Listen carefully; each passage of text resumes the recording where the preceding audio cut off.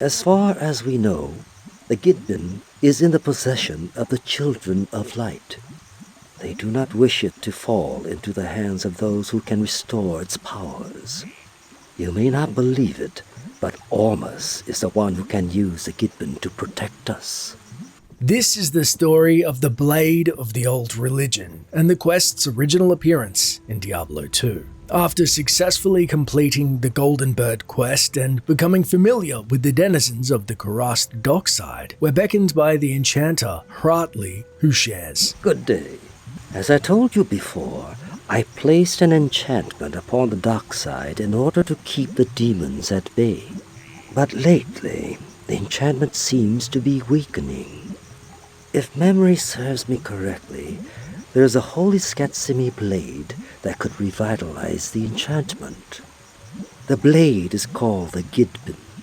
Find it, and our sanctuary here will remain safe. Our quest updates and tells us to look for the Skatsimi blade in the Flayer's jungle. Hartley is correct. We are somewhat stunned. Not only are the demon's presence the work of the three, but also why Deckard Cain and Mephisto were taken aback by the ever-looming jungle creeping into the docks, signifying its waning protective spells, and it is indeed Ormus, the syrupy-spoken healer, who has the power to stave off the Lord of Hatred's permeating evil, which threatens to engulf the town. Nevertheless, we must find this Skatsimi blade to aid the townsfolk, and should speak to them to find if anyone knows where it could be found. To which we enlist the aid of a man renowned for identifying items, one Deckard Cain, who says, I've done some research on the Tarn Mage clan, and it seems that most of their magical studies were focused on Skatsimi rites. If anyone is qualified to use the powers of the Gibdin, it would be Ormus. That's twice the Skatsimi have been mentioned. They were a religious sect predating the Zakarum, if memory serves me, and they were nearly wiped out. Ormus is also dressed in similar garb to the Tarn Mage clan. We should tread lightly around the topic with him and speak to the others first, to which Alcor, the friendly alchemist, remarks, Greetings. Have you not heard of the Gibdin? Well, allow me to reduce your ignorance on the subject. The Gibdin is an enchanted dagger, a religious artifact greatly valued by the old religion, Skatsim. They say the enemy of thine enemy is thy friend. Although the Skatsim may be a casualty of Mephisto's corruption of the Zakarum, unfortunately, whatever quarrel they held with the Zakarum is immaterial right now. What matters is in this moment the dagger which holds the means to deter the powers of the Lord of Hate. We then pass Ashira, who confirms. The Gibdin will reinforce the enchantments that protect the dockside from the evil that infests Kurast. We're still in awe that such a weapon exists and isn't a mighty sword bestowed upon man from the heavens, but instead a tiny dagger from a forgotten religion. Mephisto then says, The Gibdin is one of the few remaining relics of Skatsim, the old religion. It is reputed to have great powers. It always amazes me how these older religions may rise and fall, yet remarkably, unlike their faith, some of their power yet remains. Natalia then remarks about Gibdin's size too, saying, Don't let the Gibdin's size fool you. Though it is only a small dagger, it holds tremendous power when in the hands of a true Skatsimi mage. I still would feel better if it were a two-handed sword that could cut a clean path through the jungle and into Mephisto's lair, then his heart. But before we daydream about the properties of such a sword for too long, we finally seek the not-too-thrilled Ormus, the ex-mage who pontificates. Ormus is familiar with the Gibdin, but how would a powerful Skatsimi artifact aid an unbeliever like you? He's right. We're neither Skatsimi or fond of daggers. However, we are fond of aiding the citizens of Kurast and acknowledge how hard it must be for Ormus. So with a rough idea of what we're searching for and a little more outside that it does reside somewhere in the Flayer jungle, we head back into the unforgiving landscape once more to seek out this sacred artifact. It's not long until out from the underbrush pounces the chameleon-like jungle hunters with foul flying cloud stalkers waiting for fresh victims to fall, as if the very jungle had come alive and, in a mockery of its former glory, tasked with punishing us for trespassing, tree-like thorned hulks lumber over to smash us into the earth. Fetishes, not content to watch the actions from the sideline, look for points of weakness to attack, with their shaman sitting 2 heads high and distinct from their diminutive brethren, breathing fire through their headdresses and boast powers of resurrection. After hours of battling through the thick jungle terrain and the pestilent-like waves of enemies it spawns, we find ourselves lost, fatigued, and in a great unknown marsh, and realize we may be ambling in the wrong direction. Without the dagger in hand, we head once more to Karast docks for further clues on its whereabouts, to which Hradli reiterates. Once the Gibdin is found, Ormus will use it to strengthen the protected barrier around the dockside. Natalia then warns. You'd best get back out there and find that blade. The jungle creeps further into this camp by the hour. Mephisto then graphically explains. The jungle is like nothing you've ever seen before. Imagine paradise festering like a wound, then bursting.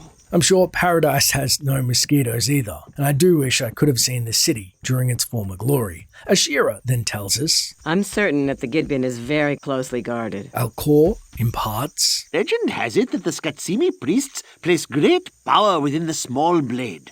Power enough to repel this terrible jungle curse which encroaches on our sanctuary. What kind of power did they funnel into this blade?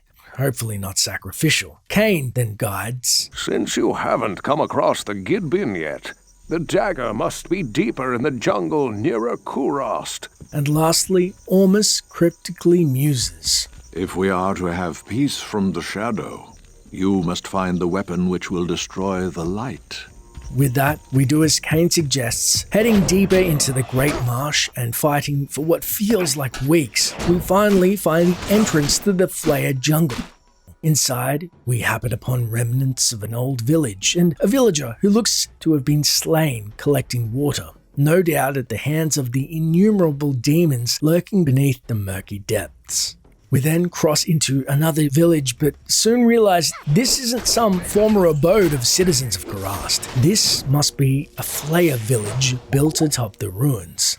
In it lies several huts with knee-high doors and barbs sticking out of it, displaying skulls haphazardly on each end as a deterrent or a vile reminder of what horrors they've wrought. In the middle lies a cauldron and 2 unfortunate souls, now missing the meat from the bones, no doubt a meal for the denizens therein. And there's a large totem stone, perhaps their god or some form of worship, or maybe a menacing reminder of who now owns the land. Either way, nothing can come good of Flayer setting up shop here. Searching the village further, we find an entrance to a Flayer dungeon. And to the south, we see a small altar-like construct adorned with grass and the horns of a demon, and on top of which the Gibdin rests. When we try to grab it, the altar erupts in flames, and a unique Flayer named Devil Call emerges as if waiting in lieu of trespassers on their sacred ground. Killing the Devil Call, we reclaim the Gibdin and say, "This blade shall pierce the heart of evil."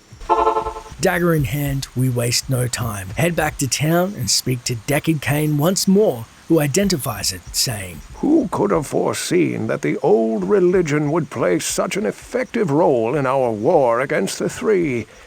Again, your efforts amaze me, my friend. I too am still amazed that this religion's powers are still so potent. Hradli then instructs, The Gibdin's magic can only be channeled through Ormus. Take it to him. He has the necessary knowledge about the ancient Skatsimi magics. Before seeing Ormus, we have a quick word with the villagers. Natalia then says, You are truly amazing, stranger. There are precious few items in the world that would tempt me to go up against the children of Zakarum and their midget minions. Midget minions sure do pack a mighty wallop though. Mephisto greets us. With any luck, the spirits of Skatsim will grant us revenge upon the powers that ravaged this land. At this rate, we are happy to take any powers that are on the side of light. Alcor exclaims, Ha! You have stolen the fabled blade from right under Zakarum's nose! This is a great day indeed! hopefully a great day. And if by Zakharum he means pint-sized devils, then yes, there was a whole mess of Zakharum about. Wasting no time, we head to Ormus, who looks over the dagger once more and says, You have done well, noble hero. Ormus congratulates you. The old spirits of Skatsim will watch over you for returning their sacred blade. Now, after all these years, Ormus will once again use his powers to protect the innocent from the shadow. The spell that protects the dark side shall now be reinforced. With that, Ormus takes the dagger from us and walks off to begin his ritual. We are thankful for his help and the old magics to aid the innocents, and head to Ashir for a beverage and to cool off, in which he rewards. Now that fewer of the Iron Wolves are needed to guard the dockside, some of them have volunteered to accompany you free of charge. Well, that was unexpected, but a welcome addition. Although knowing we could have gotten Scorch's aid for nothing is pretty cold, but we won't tell him that. Heading back to Ormus, we see how the ritual fares, and he places the dagger on a mantle and it starts to glow, and he greets us saying, This magic ring does me no good. Here, wear it proudly. With that, we receive a magical yellow ring which boasts +1 to max damage, +4% life stolen per hit, +2 to strength, +12 to mana, and +26 cold resist. And we also get a free supply of sword arms, and most importantly, the evil of the three has somewhat abated around the grassed docks. For now, that's it for the video. Please make sure to subscribe to stay up to date with upcoming lore videos out most weekdays at 7 PM PST. And if you want to further the conversation, my social accounts are linked. I'd love to chat, and we have a brand new Discord to celebrate lore, and we'll be running a Diablo 4 guild in which all are welcome. Thanks for watching, and until next time, Traveler.